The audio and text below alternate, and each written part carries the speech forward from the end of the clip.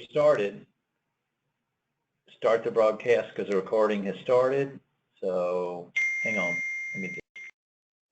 Good afternoon. I hope you're joining us today to talk about the subject of crisis communications. And as you can see on the screen, we entitled today, Stop You're Saying the Wrong Thing to the Wrong Time to the Wrong People the Wrong Way. And hopefully that'll come together. This is part of the 2017 Crisis Coach webinar series that we're doing with RenWeb, and we're delighted that you're on with us today to talk about it. We generally start every one of our presentations talking about that there's a hashtag. So if you've got comments and questions, you can go to hashtag Crisis Coach, or you can find us on Twitter at Firestorm Soul, or on Facebook at Firestorm Solutions. Firestorm transforms crisis into value. We empower you to manage risk and crises. Our expertise is crisis management, critical decision support, crisis communications, crisis public relations, and consequence management. As we look in each of these areas, we are balancing the pressures between risk and then what happens if it's not managed well, crisis. Firestorm is America's crisis coach. We follow a predict, plan, perform methodology. There's a disclaimer. Everybody's got an attorney, so do we. And it says that today's presentation isn't complete without the oral comments and discussion. Any work product provided by us must be read in conjunction with guidance from the authorities, whether it's regional, national, or local, and your organization's personal counsel. Moreover, nothing that we're saying today should be interpreted as legal advice or legal opinion. Hey, I'm an engineer. You're not looking to me to tell you about the law. So our webinar series today is underwritten by RenWeb. You know that's probably how you receive notification of today's event. Their software is excellent and provides you the ability to not only run your school, but even deal with issues around crisis. And we can talk about some ways that can be interfaced in today's presentation. My name is Jim Satterfield. I'm the President and CEO of Firestorm, and glad to be back speaking with you today. Now you see I repeated on this slide the same phrases from the cover. You're saying the wrong thing at the wrong time to the wrong people the wrong way. And when we think about crisis communications, that is what we see all too often. We turn on the news, we see a report on the internet about a situation that's escalating, and what are we going to say? When you're focused around a school, what parents and students and teachers are thinking about your organization become absolutely critical. And how you speak about a crisis will make a long way in the determination of those elements. Now, back when you were taking an English course somewhere along the way, you learned about the 5 W's, the who, what, when, where types of things that needed to be answered. And as we think about that, I want you to think about that theme as we go through the crisis communications areas. Now, we did a survey of 1,000 organizations, and we asked them, what are they most concerned about? What's the #1 concern in their organization? Cyber attack, with everything we're seeing in the news, certainly goes to the top of most people's list. Natural disasters and devastation. We see the wildfires in the West right now. We're in hurricane season along the Gulf and along the Atlantic coast. Flooding, tornadoes, all of those elements come to bear. Workplace and school violence. By the way, that survey included organizations, not just schools. So you can see that it's impacting both of us. When I spoke recently to a group of schools, I asked them, and this was at the RenWeb user conference in Dallas, do they feel that violence is increasing or decreasing? Unanimously, every one of the audiences said it's increasing. And I think that's a truism that we are faced with today, and we'll give some insights about that as we go along. Terrorist events, significant brand and reputation events, terrorist events, and loss of life. Clearly, that's the hardest thing you'll ever have to do, is to pick up the phone and call someone and say your loved one's not coming home today. That's an important element, and I'm unfortunately feeling that the types of events that we're seeing in London and Great Britain, we're going to be seeing here on U.S. soil. So we live in turbulent times around all of these issues. Maybe your ranking of this is more just the school violence or another one, but look at what happened across those 1,000 organizations. We said our organization has created an all hazards plan. Is that true or false? Message maps. Do you have the message maps from what you're most concerned about? And this is staggering. Only 14% of the organization said, hey, we prepared communications. We prepared message maps around the areas that we're most concerned about. And that's really scary. Wait a minute, you're thinking that this could happen and you're concerned about it and you don't know what you're going to say. But it's easier to edit than it is to create. So preparing those messages in advance will make a significant difference in the outcome of how these elements go. Now, if you think about everything associated with your school and what's going on, these become elements that we need to consider in each area. But if we think about the current landscape, what's going on right now, when we know that in a crisis, you have no time. How much time do you have to respond? None. So having the messages in advance will make a significant difference before that crisis escalates, before it becomes a violent area. Your company or school's exposure is unique. Geographically, there's differences between all of our locations. What's happening associated with that is different. Are you in the middle of a fundraising program? Have you had a past series of areas? Are there questions about sexual molestation that could be coming back? We're seeing schools having students come back with memories from 10, 20, or even longer years ago in terms of having an impact on it. And so one of the things that we want to think about is what's going on right now, what's out there. And so there are 5 common failures in a disaster or in a crisis. And one of those failures is around the identification and monitoring of all threats and risks. It's actually the 3rd greatest. And if you don't have an open source intelligence network so that you're understanding what's out there, what could be happening about the concern that I had, is it cyber breach, is it violence, is it brand and reputation? You want to understand, is it about to be happening so I can implement my plan, that I can take those actions. And this is much more than just a simple Google search or information. If we wait until it's a surprise, that's really not an option. Your leadership, your school wants to know before that happens. I often tell everybody that the last time a surprise was good, I was 5 and it was my birthday. That's a radical change from waiting until those events come true and start to occur, because there's a whole different level of visibility that comes into play, and that visibility creates a vulnerability. You know, this part of that same survey that we conducted told us that we asked, do you look at where your visibility is? Do you manage and measure that? You'll hear us talk about data-driven crisis management. Instead of making a decision based upon what's good, what someone's gut says or what they think or feel, you want to be able to make a decision based upon information. We did a webinar earlier this year about crisis communications, and we had Ken Burris on that webinar with us. Ken is a former chief operating officer for FEMA, CEO of a major national consulting firm and contracting firm in the environmental and disaster recovery area. And he tells the following story. He had a client who had a spill, a pollution event, and it went from their plant down onto the beach. And the senior leadership were going, oh, we've got to tell everybody, you know, about environmental damage and impacts, and we better get in front of this or we're going to get in trouble.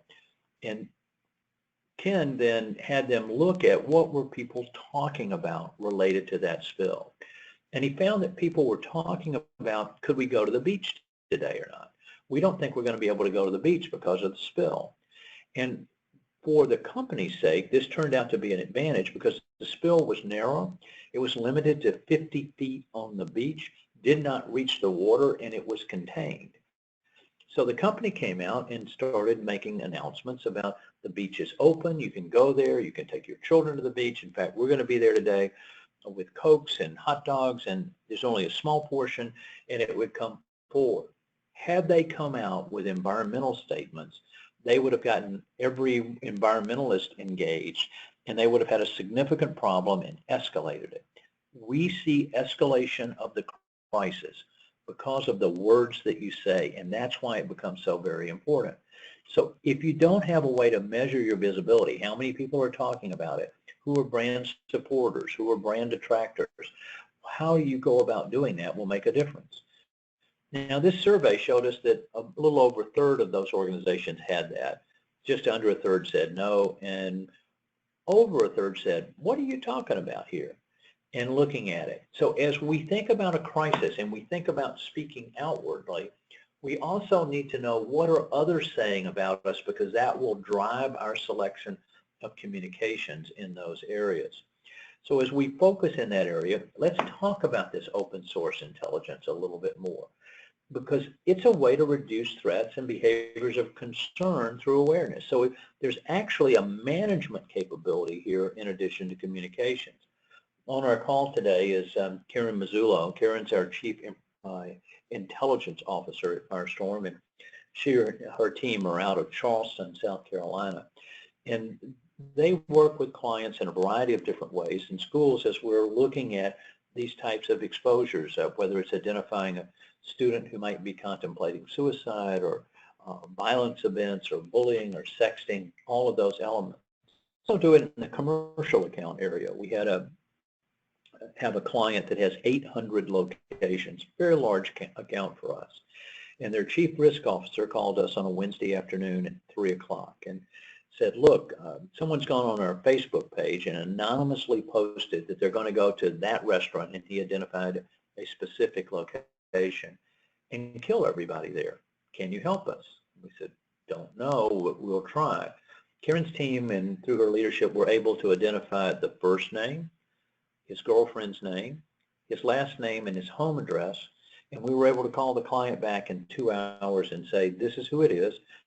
It's a 17-year-old that had worked in at your location, who was terminated and is now wanting to go back and even the score. They thanked us, turned the information over to the police, who went and met with the family. I can't imagine that it was a warm, fuzzy conversation. And then while that was going on, we set up a geofence around that location that had been targeted, and found out that the manager was selling drugs out the back door. So in 2 hours, we were able to identify the would-be killer as well as the drug dealer. Think of the power of that in your school. Also think about how that would impact your communications if you could have known and didn't know, and what the impact is. So there's social chatter out there. The statistics work well to your advantage. 80% of the time, if someone has ill intent, somebody else knows. And 67% of the time, if someone has ill intent, 2 or more people know. And when people know, what do? They talk, and that has to come forward. So looking at how you form in a crisis, these elements become clear. So there's stages of escalation, and that changes our intelligence needs at each step along the way to let you know what it is you should be talking about. Now, if you don't have a baseline, you don't know where you are, and you don't know where you're going from. It's hard to know how to get there if you don't know where you're starting from. And so we start out at a guarded level, where you're looking at predictive intelligence monitoring around the vulnerabilities and threats that you've identified.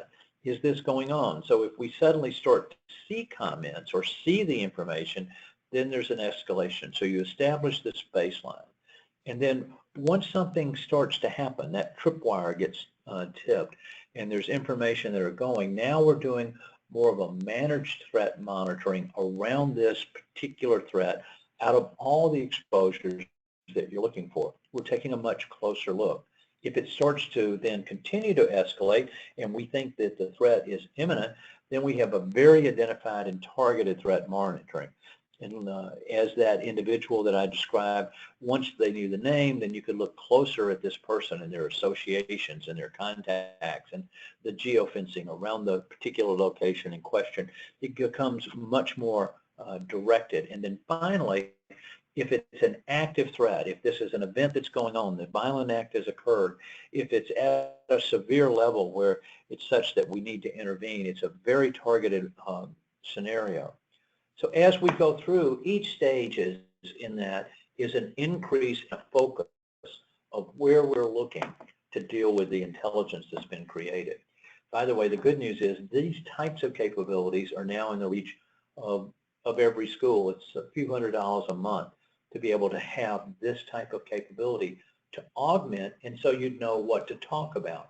Think about it. The message you would give parents at guarded, elevated, imminent, and severe shift as those things go along.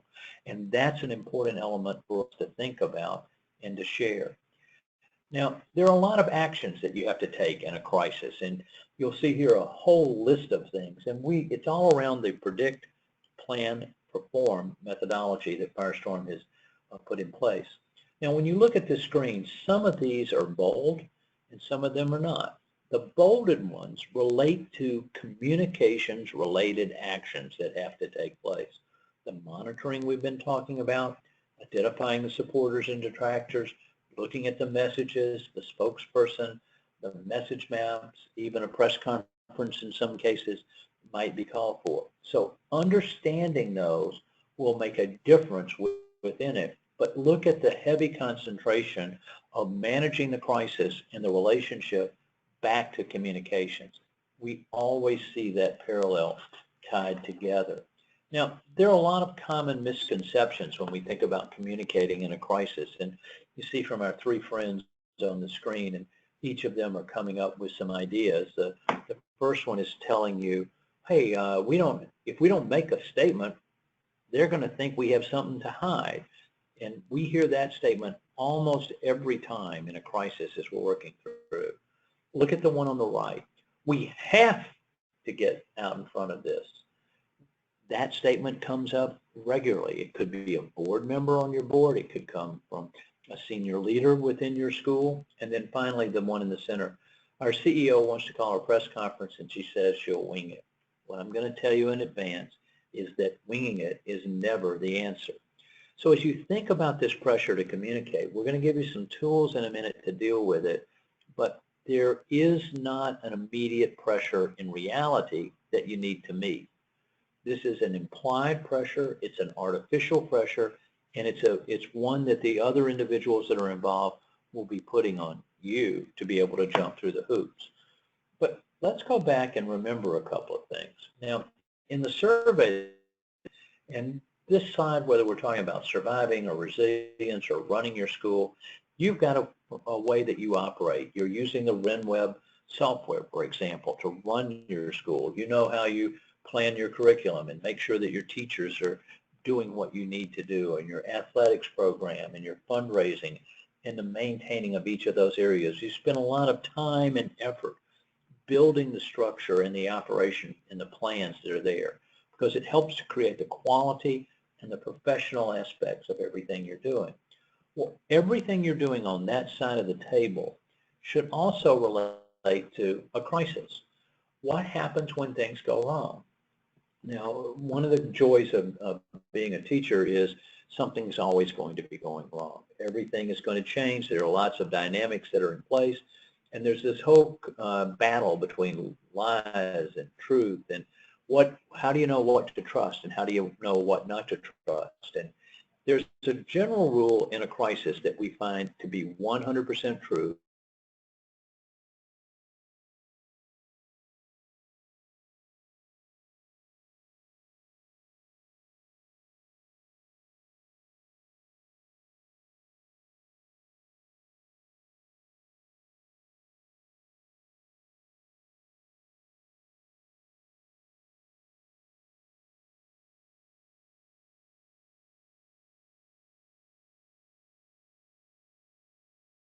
Do same level of detail that you would do in setting up your curriculum, how you're running your school, hiring your teachers, building your staff. You want that same level of detail in how you handle your communications, particularly within a crisis. So let's go back to that concept that we saw on the previous slide. Hey, you got to get out here. You got to be talking about this.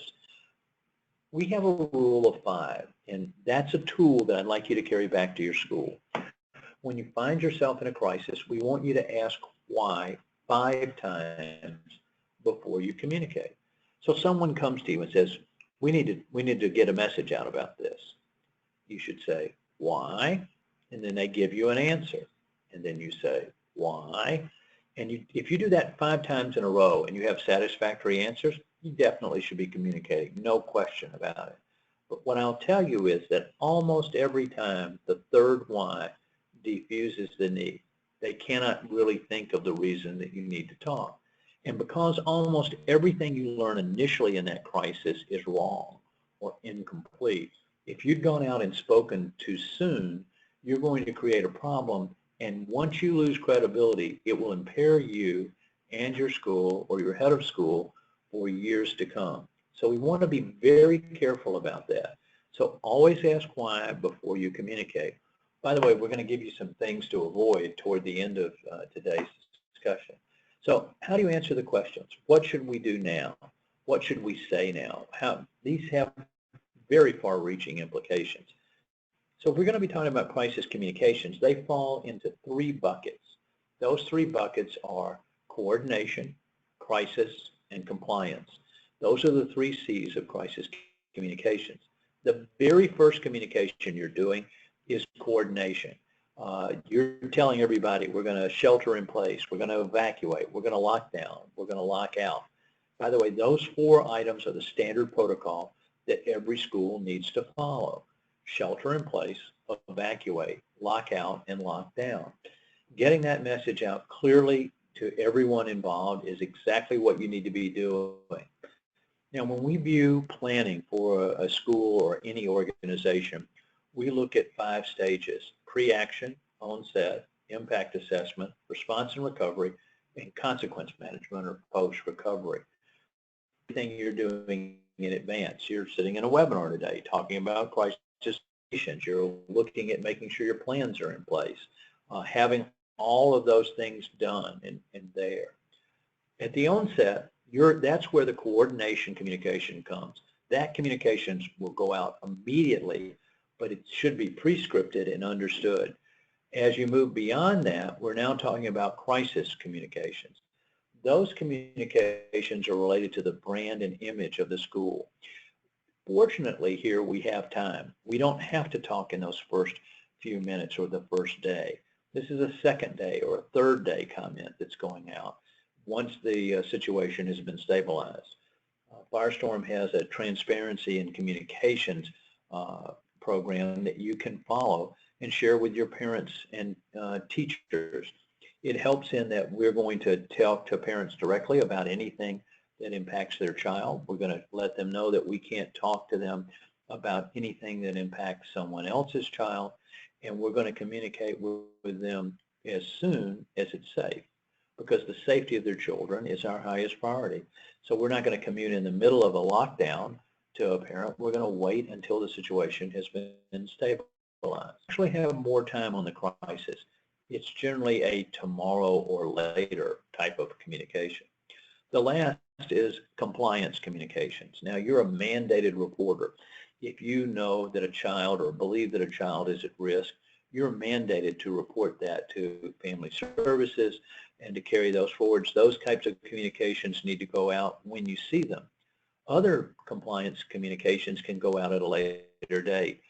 Cyber breach is an example. If some personally identifiable information has been exposed, then the laws state that you have to inform people within, quote, a reasonable time, end quote. And that reasonable time could be weeks or longer. So as we think about these things, there are either coordination communications, crisis communications, or compliance. And what we say in those is vastly different. So how do we organize it? How do we make the decision on what we're going to communicate about? We go back to predict, plan, perform. Who's the audience and what are their concerns? Are we talking to a parent? Are we talking to all parents? Are we talking to a student? Are we talking to a teacher? Are we talking to a regulator or an accreditation body? Who are we talking to? Are we talking to the community around the school? What are they concerned about? So we want to talk to the audience about what their concern is, just like we did in the example given about the spill on the beach. They were concerned about being able to go to the beach. They were not concerned about the pollution event.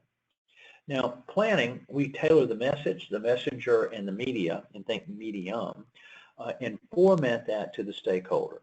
This is a big deal. We want to plan this out in advance.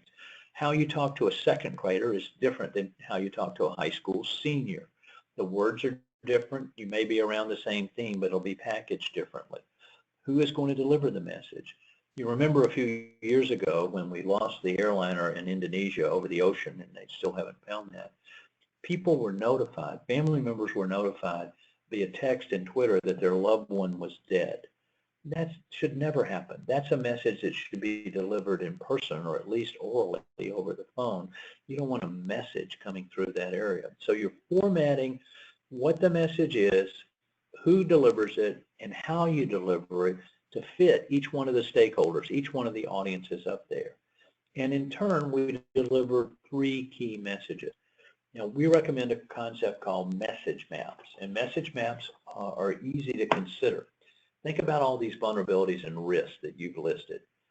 What happens if that were to happen? What would you want to say? So what's the first thing, the second, and the third?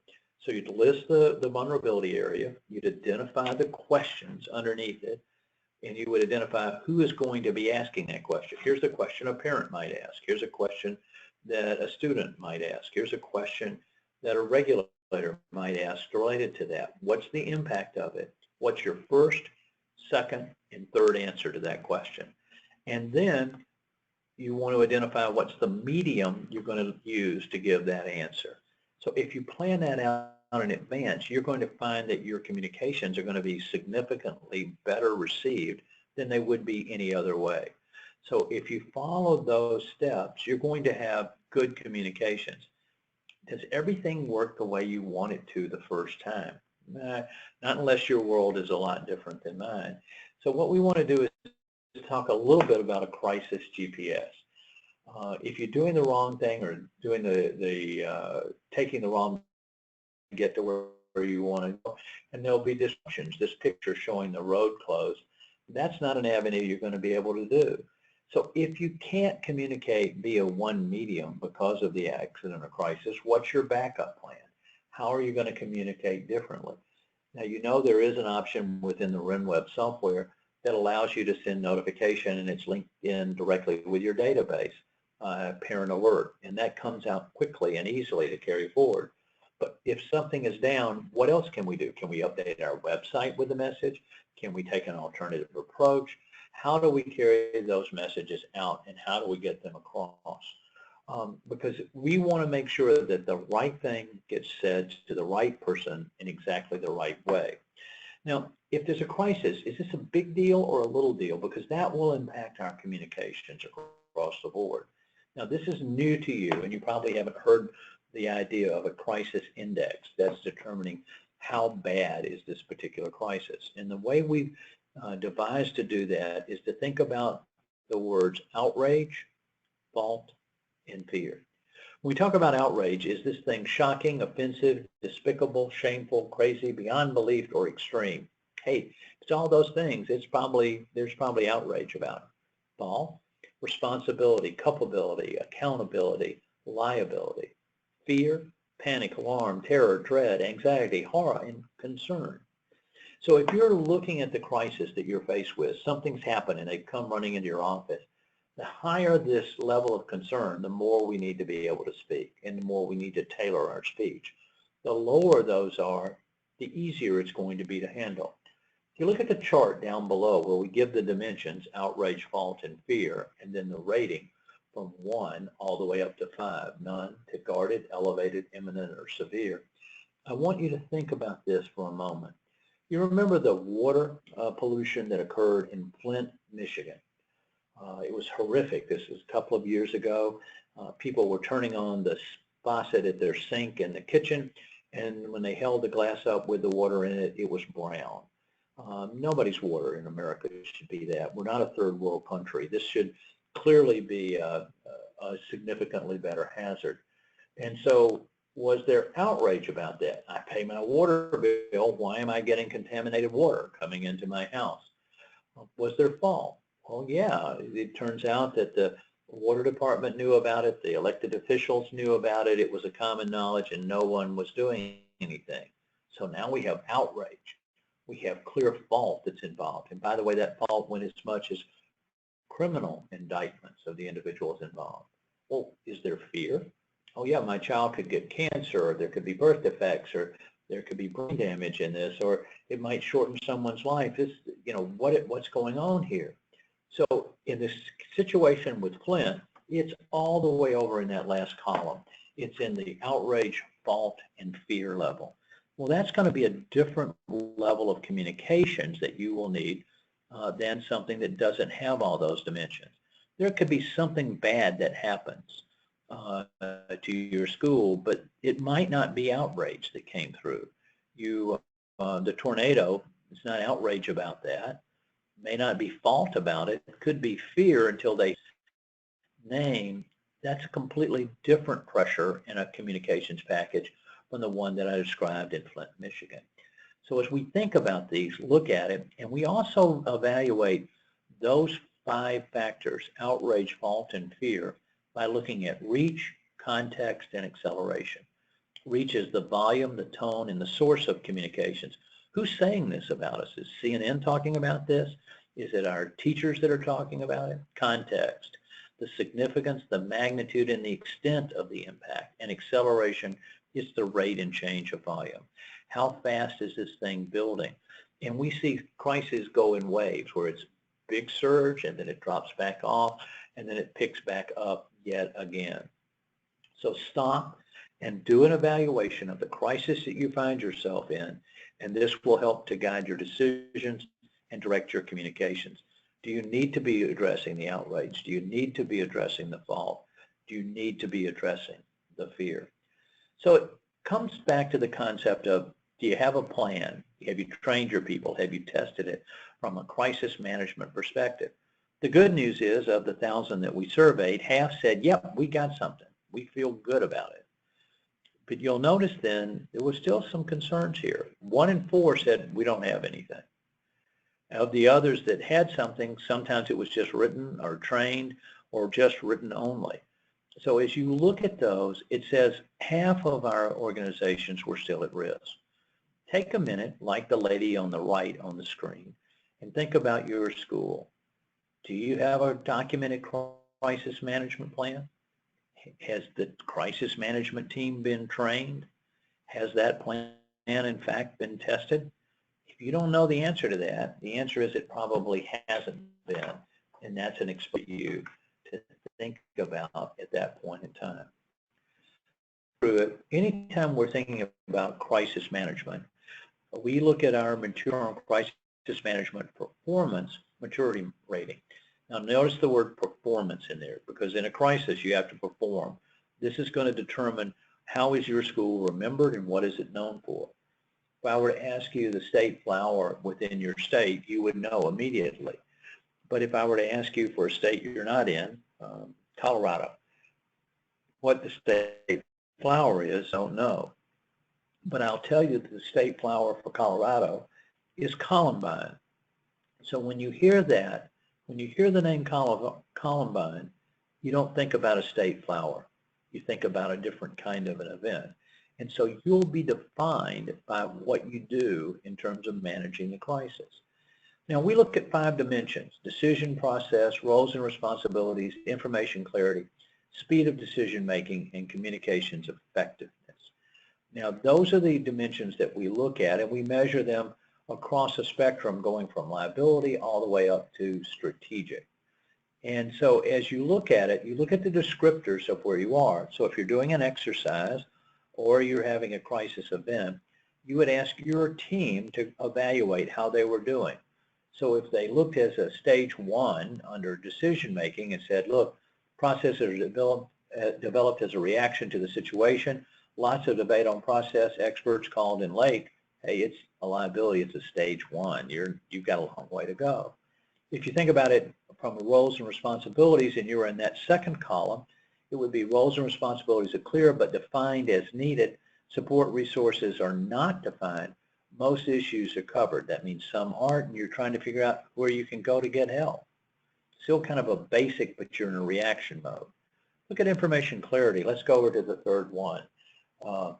Basic data, predefined, event-specific information, quickly identified, fast organization response for the data and input. What we're ultimately looking here is data-driven crisis management. That's why we talked about the open source intelligence. That's why we talked about having a plan. So you really at this point are supportive in pre-action, speed of decision making, and you can read over in the strategic column to see the types of descriptors there. But if you make the right decision too late, it's not going to be of value. If you make the wrong decision, it's not going to be of value. If you got the wrong people involved, it's not going to be of value. If people don't understand what you're trying to say, it's not going to be of value. And if you can't effectively communicate, it's not going to be of value. Now, of those 5 dimensions, 2 are already directly related to communications. There are elements in the others. So 40 to 50% of your management of the crisis will relate around communications. That's important to know. Now, between each one of these stages, as you can grow your organization, there's a breakthrough. If you can be more like a basic than in a stage 1 liability, you've gotten a control breakthrough. And as you read the descriptors, you'll see that. If you look at moving from a stage 2 school up to a stage 3, then that's an alignment breakthrough. Everything's aligned as it should be. And then finally, if you can move to the stage 4, that's a value breakthrough. So how we grow our organization makes a difference. So you use this form, let them rate where they are. So if there were a 1 in one category and a 2 or a 2 and maybe a 3 and then back to a 2 again, overall that crisis management rating would be a 1. You go to the lowest area. If you got a 1 in decision making, you know what? It's not going to work in any of the other areas. They're all tied together. So as we go from this, there's a comment that we said earlier about talking. You have the right to remain silent. We go to common criminals and they've committed a crime, something atrocious, and we give them the knowledge of you have the right to remain silent. Anything you say can and will be used against you in a court of law. You have the right to an attorney. If you cannot afford one, we'll appoint one for you. And then in knowing these facts, would you still like to speak to me? If we're going to go to the trouble to tell a criminal not to talk, why should it be such a hard time to tell your leadership, we're not going to talk until we know what's going on? We don't want to go out and start talking about what we would like to have happened. We want to talk about what really is happening and how to do it. So the right to remain silent is a theme that you want to come back and use as a way to grow. Now, it's not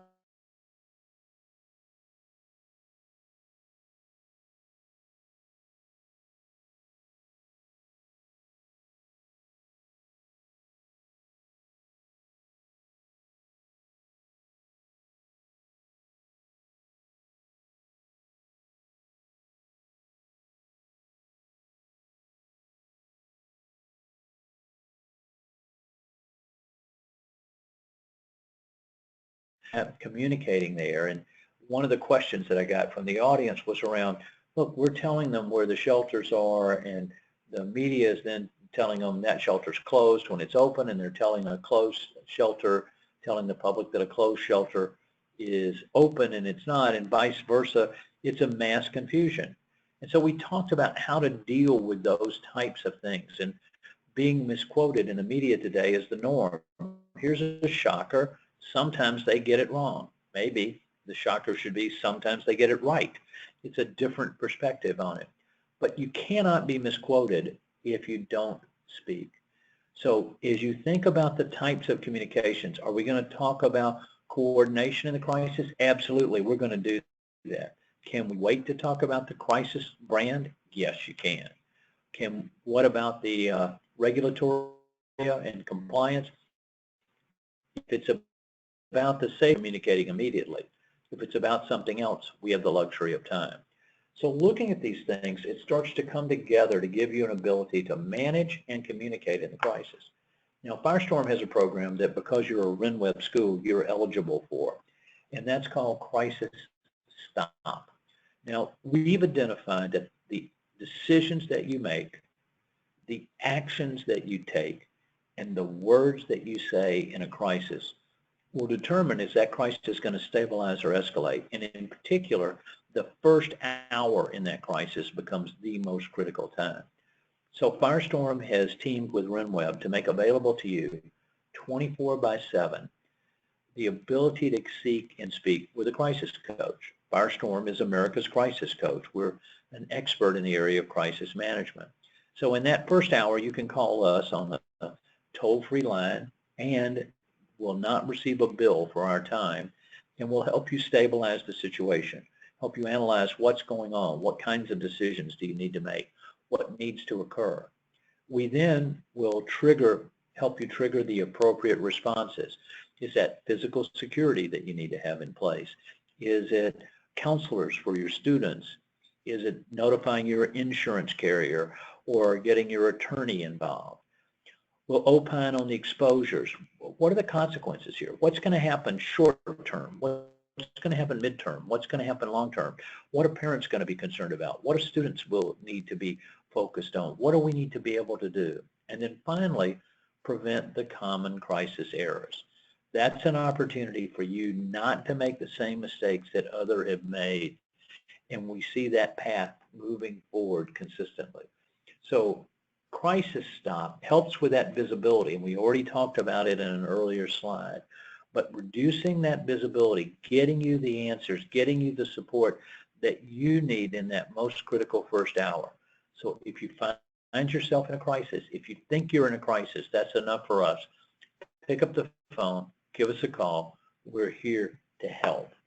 Now, as we think about this, we've got a brief from today, and there's an infogram also available around you're saying the wrong thing.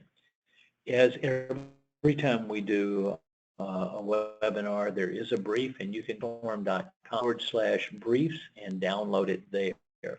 Also on the Firestorm site, there's an opportunity to listen to this webinar again or others, because this webinar series builds a continuing education opportunity for you and those within your school. Now, this program is underwritten and sponsored by RenWeb, and our thanks go out to them. They couldn't be on today's call, but I wanted you to hear about all of the things that are going on. Look at the RenWeb software because of the idea of the notification capabilities, because of the integration with your database so that you would immediately be able to communicate. You can also create the central repository there for your message maps, for the critical information that you need. All of those elements are integrated together. Now, if you think about today and you have questions, firestorm.com, our website, there's a host of resources there, paper, recorded training sessions, and other information that you would find germane to help you deal with crisis within your school. If you have a question specifically, you can send us an email at webinars@phone, or you can call us at 800-321-2219. And the time to be with us today and to learn more, the safety of children is the highest priority. There's special programs that you can take advantage of at Firestorm through RenWeb. One of those is the Behavioral Risk Threat Assessment Program to identify the behaviors of school before they escalate to violence. That's something you can do right now to get ready for back to school. I would encourage you to do so before it's too late. Thank you again. We appreciate your commitment and the support that you give to students across America. Until our next webinar, Jim Satterfield. Have a great day. Goodbye.